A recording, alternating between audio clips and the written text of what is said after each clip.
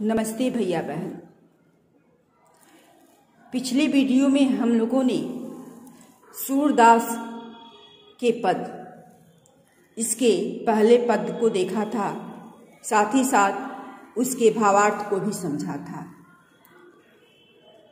इस वीडियो में हम लोग उनके दूसरे पद को पढ़ेंगे। दूसरा पद है शोभित कर नवनीत लिए। इस पद में सूरदास जी ने श्री कृष्ण के बाल स्वरूप का वर्णन बहुत ही सुंदर किया है। श्री कृष्ण घुटनों के बल चल रहे हैं और घुटनों के बल चल रहे हैं, मुख में दही लपटा हुआ है। उनका सौंदर्य जो है मन को मोहने वाला है। ऐसे सौंदर्य का दर्शन करके व्यक्ति का जीवन सार्थक हो जाए, इसी स्वरूप का वर्णन इन्होंने इस पद में किया है। सबसे पहले हम लोग पद का वाचन करेंगे, फिर उसके शब्दार्थ को देखेंगे, फिर भावार्थ को देखेंगे। तो सबसे पहले हम लोग आइए उसका वाचन करें। शोभित कर नवनीत लिए, घुटरुन चलत रेणु तन मंडित, मुख दधि लेप किए। चारु कपूल लोल लोचन, गोरोचन तिलक दिए। लट लट कनि मनु मत मधुप गन, मादक मधुहि पिए। कंठुला कंठ ब्रज के हरिनक, राजत रुचि रहिए। धन्य सूर एकौ पल या सुख, का सतकल्प किए। यानी कविता से लग रहा है कि इसमें घुटनों के बल चलते हुए श्री कृष्ण का वर्णन है। वो घुटनों के बल चल रहे हैं। जब बालक घुटनों के बल चलता है तो उसके शरीर पर मिट्टी लग जाता है, धूलकण लग जाता है। उनके मुख में दही का लेप लगा हुआ है। उनकी आंखें सुंदर हैं, गाल सुंदर हैं, रोली का तिलक चमक रहा है और घुंघराले बाल लटक रहे हैं। गले में माला सुशोभित है।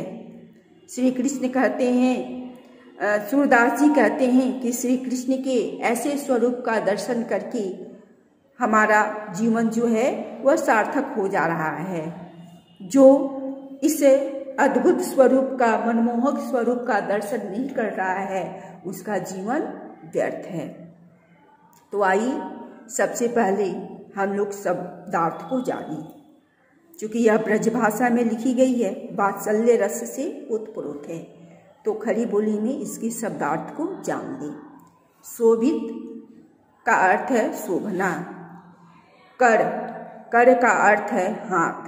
नवनीत, नवनीत शब्द का अर्थ है मक्खन। यानी जब दही से जब हम मक्खन निकालते हैं ताज़ा ताज़ा, तो उसे हम नवनीत कहते हैं। घुटुरुन यानी घुटनों के बल। रेणु, रेणु का अर्थ होता है धूल। तन मंडित, तन का अर्थ है शरीर। मंडित यानी शोभित हो रहा है। दधि लेप, दधि का अर्थ है दही, यानी मुख पर दही लगा हुआ है। यानी जब वो मक्खन और दही को खाते हैं तो मुंह में लपेटते हुए बच्चे खाते हैं, तो यह सौंदर्य जो है वो बड़ा ही निराला होता है। चारु कपूल, चारु का अर्थ होता है सुंदर, कपूल का अर्थ होता है गाल, लोल का अर्थ होता है ओठ, लोचन का अर्थ होता है आंखें, गोरोचन यानी रोली, तिलक दिए चंदन। लट लट कनि मनु मत मधुप गन, मनु का अर्थ है मानो, मत का अर्थ है मस्त, मधुप गण भौरों का समूह। मादक, मादक शब्द का अर्थ है मस्ती। मधुहि पिए, मधुहि का अर्थ होता है मधु, शहद, फूलों का रस। कठुला कंठ, कंठ का अर्थ होता है गला।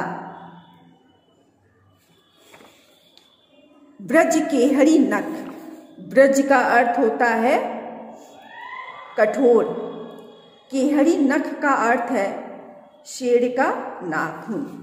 राजत, राजत का अर्थ होता है शोभायान होना यानी शोभित होना। ये का अर्थ है हृदय पर। धन्य सूर्य एको पल या सुख का सतकल्प किए। सतकल्प यानी 100 कल्प। एको पल का अर्थ है एक पल। कठुला का अर्थ है गले का आभूषण।